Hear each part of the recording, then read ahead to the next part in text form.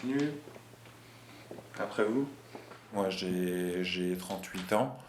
Donc, professionnellement, j'ai des difficultés liées à mon handicap.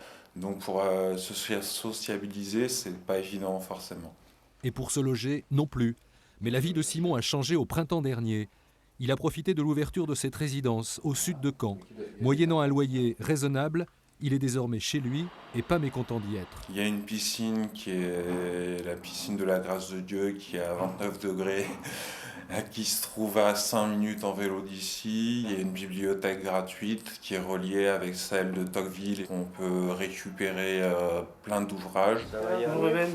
Ça va, ça va.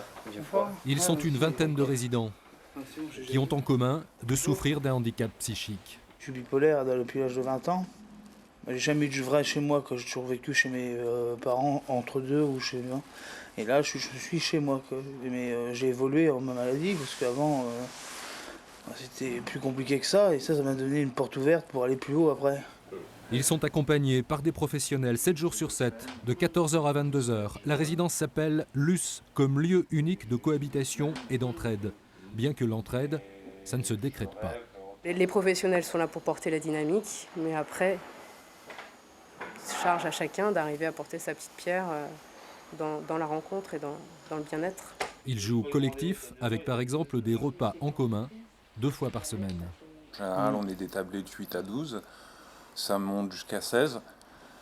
On a réussi depuis mars à pas manger 2 fois la même chose, donc c'est vrai que c'est pas évident de faire des menus. C'est une belle performance. Ce qui manque à la société actuelle, c'est tout le monde est fixé sur Internet, chacun vit sa propre vie et il pense pas à l'autre et il s'ouvre plus aux autres.